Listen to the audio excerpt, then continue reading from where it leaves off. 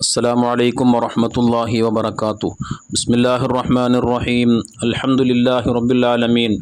اللهم صل وسلم وبارك على رسولك سيدنا محمد وعلى آله وأصحاب سيدنا ومولانا മുഹമ്മദ്. വിശുദ്ധ റമളാൻ ഷരീഫിലെ അവസാനത്തെ പത്തിലേക്ക് കടക്കുകയാണ് നാം. ഏറ്റവും അതിപ്രധാനപ്പെട്ട രാവും പകലുകളുമാണ് അവസാനത്തെ പത്തിനുള്ളത് എന്ന് ഹബീബ് സല്ലല്ലാഹു അലൈഹി വസല്ലം നമ്മെ പഠിപ്പിച്ചിട്ടുണ്ട്. അവിടുന്ന് നമ്മോട് പറയുക മാത്രമല്ല ചെയ്തത്, ജീവിതത്തിലൂടെ അതിൻ്റെ മഹത്വം നമ്മെ ബോധ്യപ്പെടുത്തുക കൂടെ ചെയ്തിട്ടുണ്ട്. ആയിഷ റളിയല്ലാഹു തആല അൻഹ പറഞ്ഞതായി കാണാൻ കഴിയും. കാന റസൂലുള്ളാഹി സ്വല്ലല്ലാഹു അലൈഹി വസല്ലം യജ്തഹിദു ഫിൽ അശ്റിൽ അവാഖിരി മാ ലാ യജ്തഹിദു ഫീ ഗൈരിഹി. ഹബീബായ മുത്തുനബി സ്വല്ലല്ലാഹു അലൈഹി വസല്ലമ തങ്ങൾ വിശുദ്ധ റമളാൻ ഷരീഫിലെ അവസാനത്തെ പത്തിൽ നന്നായി പരിശ്രമിക്കുമായിരുന്നു, നന്നായി ഇബാദത്തുകൾ ചെയ്യുമായിരുന്നു.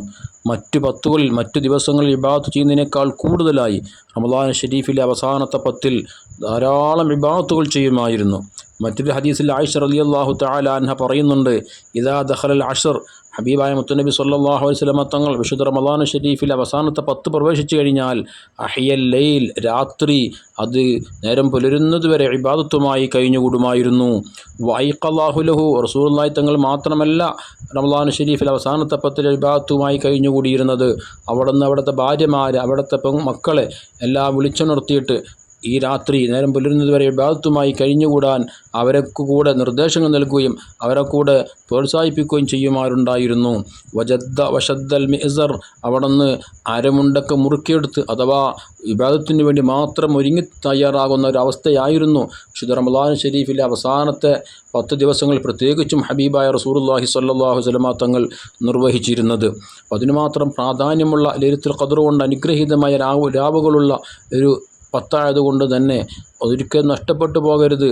അവിടുത്തെ ഉമ്മത്തിനും അതിൻ്റെ മഹത്വങ്ങൾ മനസ്സിലാക്കണമെന്ന് അവിടുന്ന് ആഗ്രഹിച്ചതുകൊണ്ട് തന്നെ നമുക്ക് റസൂലുള്ളാഹി സ്വല്ലല്ലാഹു അലൈഹി വസല്ലം തങ്ങളിൽ മാതൃകയുണ്ടെന്ന് ഖുർആൻ തന്നെ ഓർമ്മപ്പെടുത്തിയല്ലോ. അവിടുന്ന് വിശുദ്ധ റമളാൻ ഷരീഫിലെ അവസാനത്തെ പത്തുകളിൽ അവിടുത്തെ ആരാധനകൾ ധാരാളമായി വർദ്ധിപ്പിക്കുക അവിടുത്തെ പതിവായിരുന്നു എന്ന് മഹദി ആയിഷ റളിയല്ലാഹു തആല അൻഹ പറയുന്നുണ്ട്.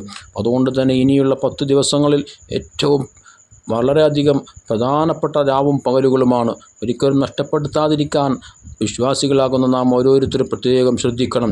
എന്തെല്ലാം സുഹൃത്തുക്കൾ നമ്മളെ കൊണ്ട് ചെയ്യാൻ കഴിയുമോ അതൊക്കെ നാം ചെയ്യാൻ ശ്രമിക്കണം.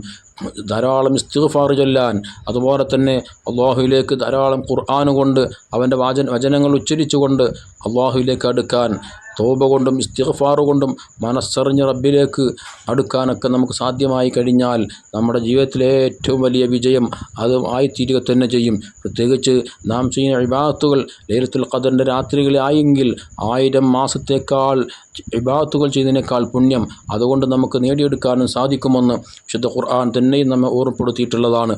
അർഹമുർ റഹീമായ റബ്ബ് നമുക്കതിന് തൗഫീഖ് നൽകട്ടെ. മഹത്തായ 10 ദിവസവും പ്രത്യേകിച്ചും ധാരാളം നന്മകൾ ചെയ്ത് റബ്ബിലേക്ക് അടുത്ത് വലിയ ആഖിറത്തിലേക്കുള്ള വിജയം സമ്പാദിക്കാൻ അർഹമുർ റഹീമായ റബ്ബ് നമുക്ക് വലിയ തൗഫീഖ് പ്രദാനം ചെയ്യട്ടെ. ആമീൻ. അസ്സലാമു അലൈക്കും വറഹ്മത്തുള്ളാഹി വബറകാതുഹു.